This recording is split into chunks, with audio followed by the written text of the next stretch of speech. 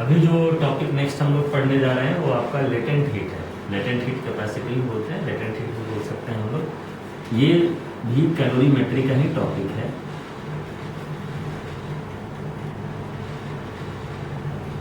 ये जो है कैलोरीमेट्री में हम लोग का 5वां सब टॉपिक है, कैलोरीमेट्री सर। देखिए लेटेंट हीट क्या होता है। लेटेंट हीट समझने के लिए एक बहुत सिंपल एग्जांपल है। यदि आप सपोज कीजिए एक कंटेनर लेते हैं, इसमें आइस डाल देते हैं। ये क्या चीज है? आइस है। और इसको आप धीरे धीरे हीट करते हैं, हीट सप्लाई कर रहे हैं। सपोज कीजिए इसमें हम लोग एक थर्मामीटर भी डिप कर देते हैं। थर्मामीटर जो है वो टेम्परेचर को ऐसे रीड करता है। अब आप देखेंगे कि इसको हीट आप सप्लाई कर रहे हैं, लेकिन इस थर्मोमीटर का टेम्परेचर जो है वो बिल्कुल बना हुआ है, से 0 degree Celsius, normal atmospheric pressure. ये हीट सप्लाई करते जा रहे हैं, बर्फ पिघलते जाएगा और तब तक इसका टेम्परेचर बिल्कुल चेंज नहीं होगा। ये थर्मोमीटर 0 डिग्री सेल्सियस ही बताते रहेगा, चाहे आप इसमें जितना भी हीट सप्लाई करें। मतलब ये हुआ कि यदि आइस जो है उसका अभी स्टेट चेंज हो रहा है। कैसे? तो आइस जो है वो आपका है कौन सा state? Solid state of water. और ये क्या चीज में कन्वर्ट हो रहा है? तो ये वाटर में कन्वर्ट हो रहा है, जिसको कि हम लोग बोलते हैं कि ये लिक्विड फेज है। और कहाँ पे? तो आइस टू वाटर बदल रहा है हीट देने पे at 0 degree Celsius. Fix temperature है 0 डिग्री सेल्सियस। तो स्टेट चेंज हो रहा है यहाँ पे टेम्परेचर नहीं बदल रहा है, स्टेट का चेंज होगा। मतलब लेटेंट हीट का जो संबंध है वो है change in state at constant temperature.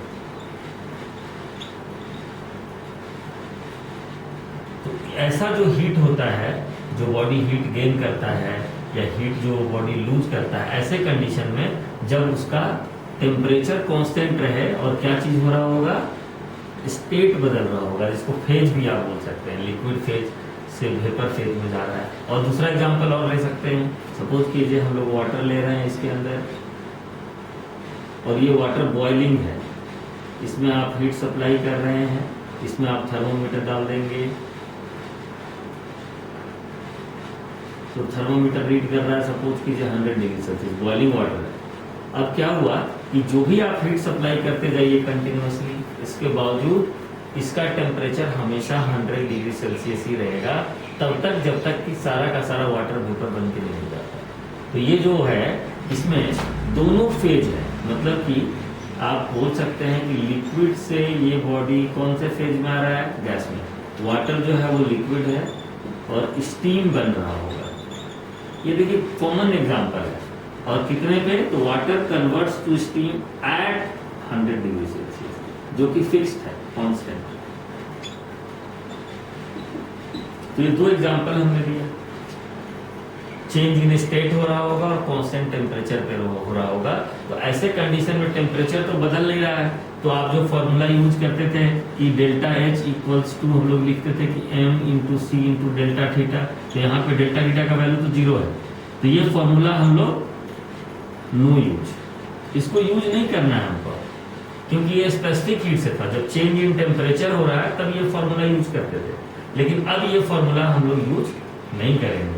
अब जो भी हीट सप्लाई कर रहे हैं वो इस बॉडी का टेम्परेचर को चेंज करने के लिए इस्तेमाल नहीं हो रहा है। अब इसका ये फेज को चेंज करने के लिए, स्टेट को चेंज करने के लिए इस्तेमाल हो रहा है। ठीक है? यहाँ पर भी इस बॉडी का, इस माने बॉइलिंग वाटर जो है, इसका वाटर को टेम्परेचर को नहीं बढ़ा रहा है। ये उस समय हो रहा है जब टेम्परेचर कांस्टेंट है और वाटर जो है वो स्टीम में बदल रहा है। तो यहाँ पर भी जो हीट ये गेन कर रहा होगा, या ऐसा हो सकता है कि स्टीम जो है वाटर बन रहा हो, या वाटर फ्रीज हो रहा होगा। 4-5 एग्जांपल हम लोग लिख सकते हैं इसमें। जैसे एक आपका ले सकते हैं melting of ice eight 0 degree Celsius, या फिर हम लोग लिख सकते हैं कि freezing of water at 0 degree Celsius. ये दोनों एक ही कंडीशन है, दोनों 0 पे ही हो रहा है। 0 पे वाटर से 0 पे आइस में बदल रहा होगा, या 0 आइस से 0 वाटर में बदल रहा होगा, या आप कह सकते हैं कि ऐसा सिचुएशन आ जाता हो जैसे वेपोराइजेशन ऑफ वाटर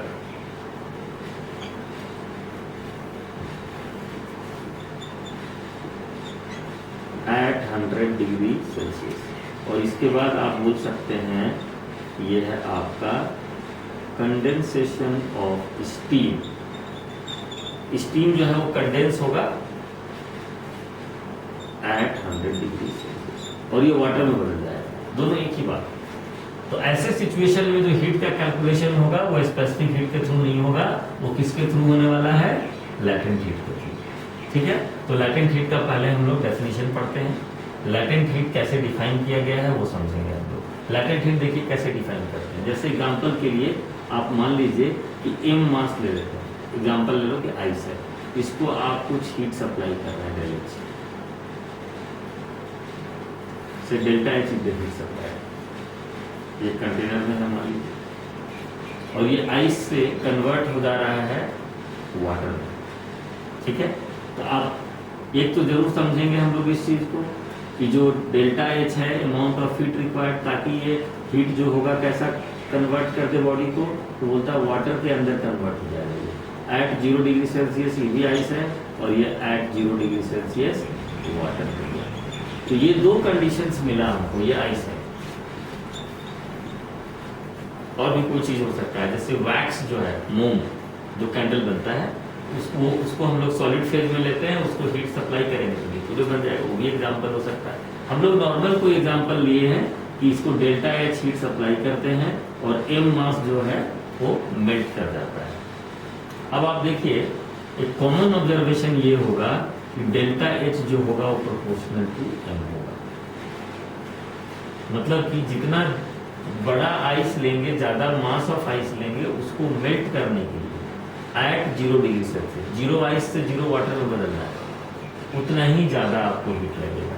प्रोपोर्शनलिटी को यदि आप हटाएंगे तो डेल्टा एच इक्वल्स टू आप एक कांस्टेंट m इंटू एल लिख देंगे ऐसे। ये जो L है इसी को हम लोग बोलते हैं लैटेंट। ये फेज चेंज करने के टाइम में होता है। और L का फॉर्मूला कैसे निकालेंगे? तो L बराबर लिखेंगे delta H divided by m, heat required per unit mass. क्या चीज निकल गया?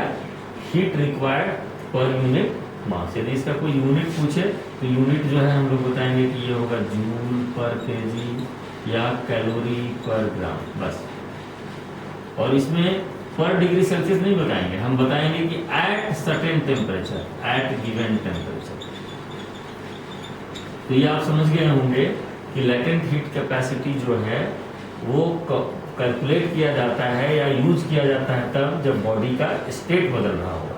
स्टेट बदलने का मतलब है लिक्विड से सॉलिड में जाना, सॉलिड से लिक्विड में आना, बट टेम्परेचर उस समय फिक्स होना चाहिए। या फिर वाटर का स्टीम में बदलना, स्टीम का वाटर में बदलना, ये सब एक एग्जांपल है फेज चेंजेस का। और इसका L का वैल्यू होता है डेल्टा एच डिवाइडेड बाय, हम लोग डेफिनेशन यदि इसको लैंग्वेज में लिखना चाहें तो हम लोग बोलेंगे कि the amount of heat required to convert the state of a body of unit mass at a given temperature. जैसे L आइस जो होता है, देखिए कितना होता है। L आइस का जो वैल्यू होता है वो होता है 80 कैलोरी पर ग्राम। कहाँ के लिए है? तो एट 0 डिग्री सेल्सियस। इसका क्या मीनिंग होगा? तो आइस का 1 ग्राम को 0 डिग्री सेल्सियस पे हो तो 0 डिग्री सेल्सियस वाटर में बदलना होगा तो 80 कैलोरी हीट लगेगा। तो specific latent heat of ice जो है वो हो गया 80 कैलोरी पर ग्राम। इसी तरह से आप यदि L निकालते हैं स्टीम का, स्टीम का लैटेंट हीट कितना होता है? तो ये होता है 540 कैलोरी पर ग्राम, 540 कैलोरी पर ग्राम। मीनिंग है यदि आप 1 ग्राम वाटर को कंप्लीट आइस स्टीम में कन्वर्ट करना चाहेंगे तो इतना हीट लगेगा, या 1 ग्राम स्टीम कंप्लीट वाटर में कन्वर्ट होना हो, कहाँ पर, कितने टेम्परेचर पर ये काम होगा? 100 डिग्री सेल्सियस, तो जाकर के वो स्टीम वाटर में जब बनेगा तो इतना हीट रिलीज करेगा। देखिए 1 ग्राम स्टीम जो है वो 540 कैलोरी हीट रिलीज करेगा यदि वाटर में बदल जाता है तो। इसीलिए यदि आपको स्टीम से कहीं जलेगा तो कुछ ज़्यादा जलन होता है, क्योंकि स्टीम के अंदर जो होगा, यदि 99 से 100 करना हो तो केवल 1 कैलोरी चाहिए। यदि 1 ग्राम वाटर को 99 से 100 पे ले जाना हो तो 1 कैलोरी हीट काफ़ी है। लेकिन यदि 100 कैलोरी पे 100 डिग्री सेल्सियस पे उसको यदि हम लोग स्टीम में बदलना चाहते हैं, तब देखिए कितना बड़ा हीट का रिक्वायरमेंट होगा। या उल्टा यदि करेंगे तो हीट जो रिलीज होगा, देखिए कितना बड़ा हीट होता है। तो हम लोग ये देख सकते हैं ऑलरेडी कि लेटेंट हीट जो होता है उसका वैल्यू बहुत ज़्यादा होता है। जैसे आइस का देखिए स्पेसिफिक हीट कितना है। आइस सपोज कीजिए -1 से 0 आपको लाना है, -1 degree Celsius to 0 degree Celsius, तो केवल आइस का स्पेसिफिक हीट आप पढ़े होंगे 0.5 कैलोरी पर ग्राम पर डिग्री सेल्सियस होता है। 1 डिग्री सेल्सियस देखिए बढ़ाया गया आइस का -1 से 0 करने का। लेकिन यदि आइस 1 ग्राम हो कितने टेम्परेचर में, 0 डिग्री सेल्सियस, और यदि इसको आपको बदलना हो किस स्टेट में, वाटर 1 ग्राम 0 डिग्री, टेम्परेचर देखिए नहीं बदला, तो इसके लिए कितना हीट लगेगा, तो बोला कि इस आइस में आपको 80 कैलोरी हीट देना पड़ेगा। जबकि देखिए इसके पीछे केवल 0.5 कैलोरी लगा, -1 से 0 किया और 0 पे है, और यदि हीट देंगे 80 कैलोरी तब भी 0 पे रहेगा, केवल स्टेट बदलेगा। तो लेटेंट हीट का रिलेशन किससे है, फेज चेंज से है, स्टेट के चेंज से। तो ये 2 डेटा आपको याद रखना चाहिए, लेटेंट हीट ऑफ आइस, या इसको हम लोग बोलेंगे latent heat of melting of ice, या इसको बोल सकते हैं latent heat of freezing of water, इसको बोल सकते हैं latent heat of vaporization of water, या latent heat of condensation of steam. तो ये 2 डेटा आपको याद रखना पड़ेगा, और इसका यूनिट क्या होगा, जूल पर केजी एंड कैलोरी पर। इस पे हम लोग अभी एक फिर न्यूमेरिकल करके